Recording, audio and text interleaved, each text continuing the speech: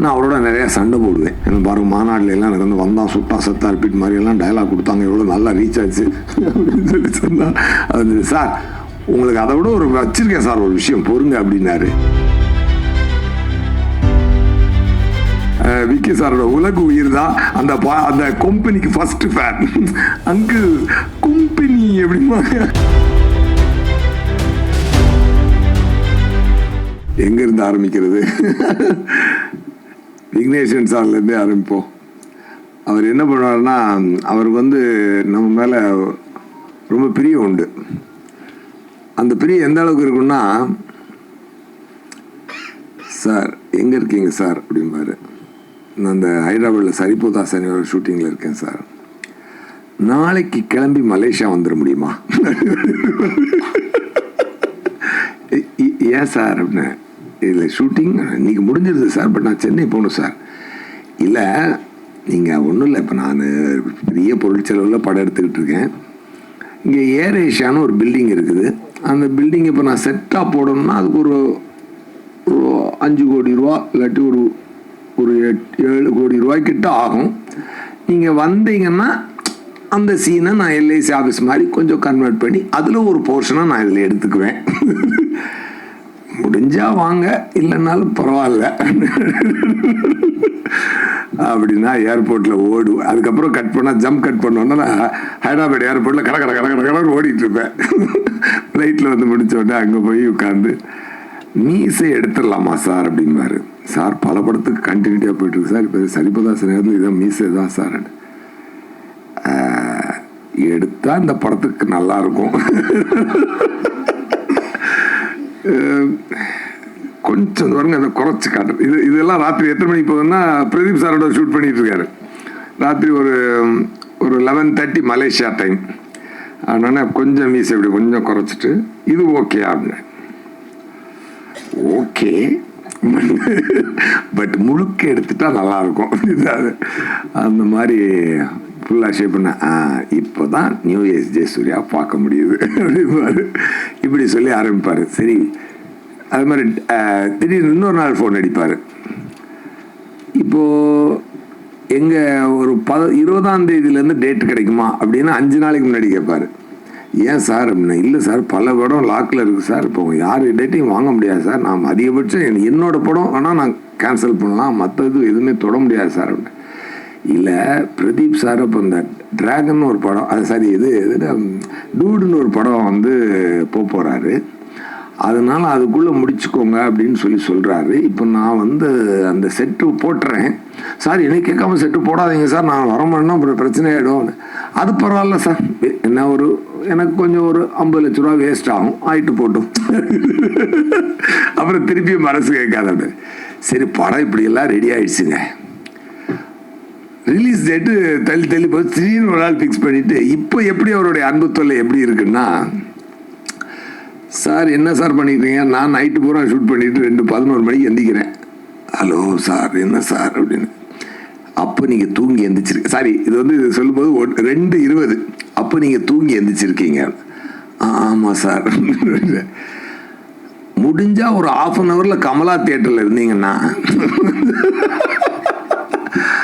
அந்த மயிலிறைய சாங் அவங்க கொண்டாடுறாங்கல்ல, அதோட கூட சேர்ந்து ஒரு டான்ஸ் ஆடிட்டு வந்தீங்கன்னா நல்லாயிருக்கும். அது இந்த மொமெண்ட் திருப்பி கிடைக்காது. இப்போ சார் நீங்கள் நைட் ஷூட் வேறு இருக்குது சார், இல்லை நைட் ஷூட் அது அடுத்த படத்து நீங்கள் நைட் ஷூட் பண்ணுவீங்க, அது அப்புறம் ரிலீஸ் ஆக போகுது. பட் இந்த சந்தோஷத்தை நீங்கள் திருப்பி அடைய முடியாது. இப்படியெல்லாம் ஒரு ஒரு ஒரு ஒரு ஸ்வீட்டான ஒரு சுகமான சுமை தான் எங்கள் விக்கி சார்.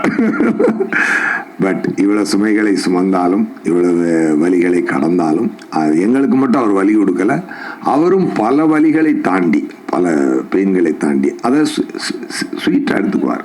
அதாவது அது வந்து எல்லாத்துக்கும் ஒரே காரணம் வந்து ஆடியன்ஸை என்டர்டெயின் பண்ணணும் அப்படின்ற ஒரு இதுதான்.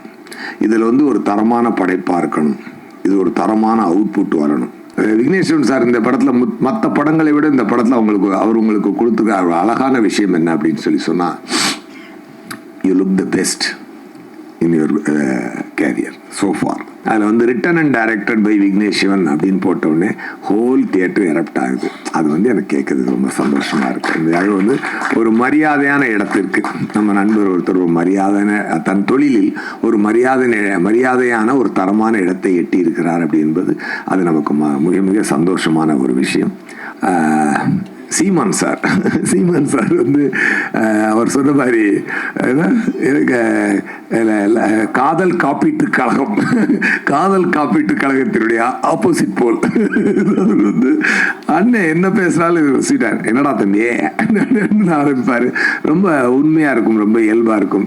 நான் கூட அந்த இங்கிலீஷ்ல trouble he cost for my flourishing business தலித்து வெந்தோனை தாண்டாக்கி கொள்ளல் நேரி செய்வன்பா புரியலையா கலக்கிட்டார் அண்ணன் கலக்கிட்டார். அப்பவே தெரியுது வந்து தியேட்டர்ல பெரிய பிளாஸ்ட் ஆக போகுதுரா அப்படின்னு. அது சூப்பரா பண்ணார். அவருடைய அந்த ஒரு தன் மனதில் அவர் வச்சிருக்கக்கூடிய ஒரு அந்த தமிழ் மீது இருக்கக்கூடிய மாறாத பற்றும் அந்த நல்ல வாழ்க்கையின் மீது அவருக்கு இருக்கக்கூடிய பாசமும் அவர் நேசமும் அந்த படத்தில் அது அழகா கன்வே ஆச்சு. அது ரொம்ப அதுதான் சோல் ஆஃப் த ஃபிலிம். ஆக்சுவலாக இப்படி வாழ வேண்டும் என்று எல்லோரும் ஆசைப்படக்கூடிய ஒரு உலகம்தான் அது. வந்து விக்னேஸ்வரன் சார் ஒரு விஷயம் நேற்று கூட நான் ஒரு இன்டர்வியூ பேசிட்டு இருக்கும்போது சொன்னார். அந்த மாதிரி அந்த சயின்ஸ் எவால்வ் ஆகும் பொழுது இந்த மாடர்ன் விஷயங்களை நம்ம இழக்காமல் இருக்க முடியாது.